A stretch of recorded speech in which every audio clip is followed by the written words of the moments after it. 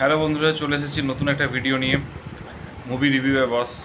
তো আজকে যে মুভিটা নিয়ে ডিসকাশন করব বা রিভিউ দেবো, সেই মুভিটার নাম হচ্ছে লোকা পার্ট 1। ডালকির শর্মন হচ্ছে প্রডিউসার। সিরিয়াসলি বলছি, আমরা এর আগে ব্যাটম্যান, সুপারম্যান, স্পাইডারম্যান, আয়রনম্যান প্রচুর দেখেছি, ঠিক আছে, ডক্টর স্ট্রেঞ্জ। কিন্তু সিরিয়াসলি সত্যি কথা বলতে কি, ওই মুভিগুলোর বাজেট এত হাই, হাজার হাজার কোটি টাকার খরচা করেছে। কিন্তু এই মুভিটা আমি যে কোনো সময় বলতে পারি, যদি তাদেরকে দেওয়া হয় 20 কোটি টাকা বাজেট, ঠিক আছে, ইভেন 20 কোটি কেন, 50 কোটিও যদি দিয়ে দিতে বলা বলা হয় এবং এই লেভেলে মুভি বানাতে, আমি বলবো যে কি পারবে না। তারাও জাস্ট একটা মিনিটের জন্য ভাববে। সিরিয়াসলি সত্যি কথা বলতে কি, মুভিটা দেখার পর কিন্তু as a Indian fan, as a Indian super hero fan Bhabesh Joshi যে দেখেছে, ঠিক আছে, বা ওই লেভেলের মুভি পর, মানে ওই লেভেলের মুভি হওয়ার পর সত্যি কথা বলতে কিছুটা মনে হয়েছিল যে এরকম কোনো ইউনিভার্স ক্রিয়েট করতে পারবে না। কিন্তু বিশ্বাস করো, লোকা চ্যাপ্টার 1 দেখেই বুঝতে পেরে গেছো যে মানে পর আরও চ্যাপ্টার আসছে এবং একটা ইউনিভার্স তৈরি করছে। মালায়ালাম সিনেমাতে যে এরকম একটা লেভেলের রিভিউস, মানে এরকম একটা লেভেলের যে মুভি ক্রিয়েট করবে, এরকম একটা ইউনিভার্স ক্রিয়েট করবে, সত্যি কেউ ভাবতে পারেনি। এবং মাত্র 20 কোটি টাকা বাজেটের এত সুন্দর একটা মুভি উপহার দিয়েছে। সবাইকে একটাই কথা বলবো যে আমি জেনারেলি খুব একটা মুভিতে বলি না যে দেখতে যাও দেখতে যাও দেখতে যাও। আমি অ্যাকচুয়ালি মুভিটা সত্যি কথা বলতে কি ভেবেছিলাম যে ঠিক আছে চলো ভাই, ছুটির দিন আছে, সন্ধ্যা হলে ফাঁকা আছি, তো চলে যাই একটু মুভিটা দেখতে। বিশ্বাস করো, মুভিটা দেখতে গিয়েছিলাম এবং মানে আমি পার্সোনালি বলছি, মানে সবচেয়ে স্যাটিসফাইড হয়েছি আমি। এবং হলে সেরকম লোক ছিল না, পুরো মুভিটা এনজয় করেছি। আমি একটাই জিনিস বলতে চাই যে যদি এই ভিডিওটা প্লিজ, যদি যতটা এগোবে ততটাই ভালো, কারণ এই মুভিটা কিন্তু বাজেট রিকভার করার থেকেও বড় কথা হচ্ছে এই মুভিটাতে মানে সত্যি কথা বলতে বক্স অফিস কালেকশনও দরকার আছে। তার কারণটা হচ্ছে তাহলেই হচ্ছে লোকা part chapter 2, chapter 3 and so on আসবে। তো ফার্স্ট কথা বলবো যে মুভিটা নিয়ে আমি এতটা এক্সাইটেড ছিলাম না যতটা এক্সাইটেড দেখার পর হয়েছি। আমি ফার্স্ট কথাই বলে দিচ্ছি যে গতকাল দেখার পর আমি রাত্রেবেলা সবার আগে এটাই ভেবেছি যে না, মুভিটা নিয়ে অন্তত একটা রিভিউ দেওয়া দরকার আছে। তার কারণ এই মুভিটা যদি সবার কাছে যদি না যায়, তাহলে হচ্ছে সত্যি কথা বলতে ইন্ডিয়ান সিনেমাতে বিশাল বড় একটা লস হবে এবং সেই লসটা হচ্ছে আমরাই করব। আমি একটাই জিনিস, মানে আমি এখন রিভিউটা নিয়ে সত্যিকার কিছু বলতে বলতে পারছি না, কারণ এত টুইস্ট রয়েছে এবং লাস্টে, হ্যাঁ, যেটা স্পেশালি বারবার করে বলছি, মনে রাখবে একটা পোস্ট ক্রেডিট সিন আছে যেটা কিন্তু মার্ভেলে আমাদের দেখাতো। সেই পোস্ট ক্রেডিট সিনটা কিন্তু কেউ মিস করবে না।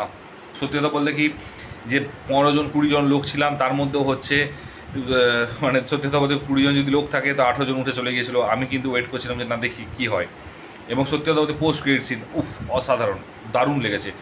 মুভিটা সম্পর্কে কোনটাকে খারাপ বলবো, যদি আমার মনে হয় না যে মানে প্রেমালুর হিরো একটা রোমান্টিক অ্যাঙ্গেল থেকে এসে এরকম একটা জায়গাতে সুপার হিরো মুভিতে কাজ করেছে এবং কোনো নামি অ্যাক্টার নেই, নামি অ্যাক্ট্রেস নেই, কিন্তু বিশ্বাস করো মুভিটা মন ছুঁয়ে গেছে। ডিরেক্টর জাস্ট ফাটিয়ে দিয়েছে, এক কথায় বলবো ফাটিয়ে দিয়েছে। এর ধারে কাছে আমি সত্যি কথা বলতে কি এই বছরের এখনও পর্যন্ত one of the biggest and one of the best movie দেখেছি। তার কারণ ভিএফএক্স যে লেভেলে দিয়েছে, মানে কেউ মানে ইংলিশে যদি এই যে সুপার হিরোগুলোর নাম বলেছি, আয়রনম্যান, সুপারম্যান, ব্যাটম্যান, স্পাইডারম্যান, ওদেরকে যদি এই বাজেট দেওয়া হয়, এর 60%ও ভিএফএক্স দিতে পারবে না। মাত্র 20 কোটি টাকা দিয়ে যে লেভেলের ভিএফএক্স, যে লেভেলের অ্যাকশন দেখিয়েছে এবং যেভাবে ঠিক ইংলিশ সিনেমাগুলো ইউনিভার্সরা ক্রিয়েট করে, এক একটা ক্যারেক্টারকে হচ্ছে ইন্ট্রোডিউস করিয়ে তারপরে তার হচ্ছে পাওয়ার দেখিয়ে তার এবং সেভাবে করা হয়। তো সত্যি কথা বলতে কি, এটা সেই লেভেলের মুভি বানিয়েছে, পুরো ইন্ট্রোডিউস করিয়েছে, তারপরে হচ্ছে তার পাওয়ার দেখিয়েছে এবং ভিলেনটাও কিন্তু যথেষ্ট, মানে ভ্যাম্পায়ার ভিলেন অ্যাকচুয়ালি এখানে তো সে প্রত্যেকে স্বীকার করছে। তো এরও অর্গান পাচার করার টার্গেট করেছিল, তো সে সময় কিন্তু ও যে শিকারি হয়ে যাবে সে বুঝতে পারেনি। এবং অ্যান্ড যেটা হচ্ছে যে টুইস্ট ওফ লাস্টের, মানে এন্ড যে টুইস্ট রয়েছে, টুইস্টটা না বলা চলবে না, কিন্তু টুইস্ট কিন্তু দেখলে কিন্তু মন ভরে যাবে। এবং এটুকুই বলবো, এটা থিয়েটার, এটা কিন্তু কোনো, প্লিজ এটা রিকোয়েস্ট করছি, যদি কালকে প্রাইমে চলে আসে বা নেটফ্লিক্সে চলে আসে, এটা কিন্তু প্রাইম বা নেটফ্লিক্সের জন্য নয়, এটা কিন্তু হলে দেখার জন্য মুভিটা পিওরলি বানিয়েছে। যেরকমভাবে টুইস্ট রয়েছে, পোস্ট ক্রেডিট সিন রয়েছে, ক্লাইম্যাক্স রয়েছে, মিউজিক রয়েছে, ব্যাকগ্রাউন্ড মানে বিজিএম রয়েছে, সিনেমাটোগ্রাফি রয়েছে, স্টোরি রয়েছে, ইন্ট্রোডাকশন রয়েছে এবং প্রত্যেকটা মানুষের হচ্ছে যে কিরদার ছিল, যে রোল ছিল, সে রোলটা নিমিয়েছে প্রত্যেকটা জিনিস এক ক্লাস লেভেলে। শুধু অনলি একটাই প্রবলেম আমার মনে হয়েছে, সেটা হচ্ছে এই মুভিটাতে একটি প্রেডিক্ট করা হয়েছে, সেটা হচ্ছে ওর যে লাভ অ্যাঙ্গেল বা রোমান্সটা যেটা ছিল সেটা হালকা প্রেডিক্ট করা গিয়েছে, কিন্তু সেটা কিন্তু এই মুভির মেন নয়। হ্যাঁ, লেন্দি হয়েছে রোমান্টিক দেখাতে গিয়ে, কিন্তু যেটা কিন্তু ওটা মেন ফোকাস নয়। মেন ফোকাস কিন্তু বারবার করে বলছি, লোকার কিন্তু মেন ফোকাস হচ্ছে একটা ইউনিভার্স তৈরি করা, এবং ইউনিভার্সের মধ্যে যে সুপার পাওয়ার হওয়া দরকার বা যেটা হওয়া দরকার সেটা কিন্তু করে দেখিয়েছে। এবং এত সুন্দর ভিএফএক্স, আমি সিরিয়াসলি বলছি, স্টোরিটা আমি বলবো না, কারণ স্টোরি বলে দিয়ে মানে অনেকটা রিভিল হয়ে যাবে, এবং স্পয়লার আমি দিতে চাই না। তার কারণ এই মুভিটা নিয়ে আমি সত্যি খুব এক্সাইটেড। 5-এর মধ্যে আউট অফ 5 আমি 4.5 দিতে, যে কোনো সময় 5ও দিতে পারি। 4.5 দিচ্ছি তার কারণ একটাই কারণ, রোমান্সটা দেখিয়েছে এবং যেটা প্রেডিক্টেবল, এবং যেটার জন্য লেন্থটা বেড়েছে। তাছাড়া কিন্তু এটা মার্কস কাটার কোনো জায়গা নেই। One of the best movie দেখেছি। এবং যদি কেউ রিভিউ দিয়ে থাকে ভুলভাল, আমি তাকে একটাই কথা বলবো, রিভিউ দেখে যেও না, অন্তত এই রিভিউটা পজিটিভলি আমি রিভিউ দিচ্ছি, প্লিজ যেও দেখো। এবং হচ্ছে এই টাইপের মুভির জন্য সাপোর্ট করো। ইন্ডিয়ান সিনেমা কোথায় চলে আছে সেটা শুধু অবাক হয়ে যাবে। কারণ হচ্ছে বলিউডে এই লেভেলের থিঙ্কিং নেই। এবং এরা 300 কোটি 350 কোটি টাকায় কী কী সব সিনেমা রয়েছে, 200 কোটি টাকায় হাউসফুল 5, 300 কোটি টাকা ওয়ার 2। তো মানে ভাই এই লেভেলে মুভি বানাচ্ছে, সেটা 20 কোটি টাকায়, বেসিক্যালি 20 কোটি টাকায় হচ্ছে এই লেভেলে মুভি বানাচ্ছে। একটা জিনিস বলবো বলিউডকে, বলবো ভাই কিছু থিঙ্ক করো, রিথিঙ্ক করো।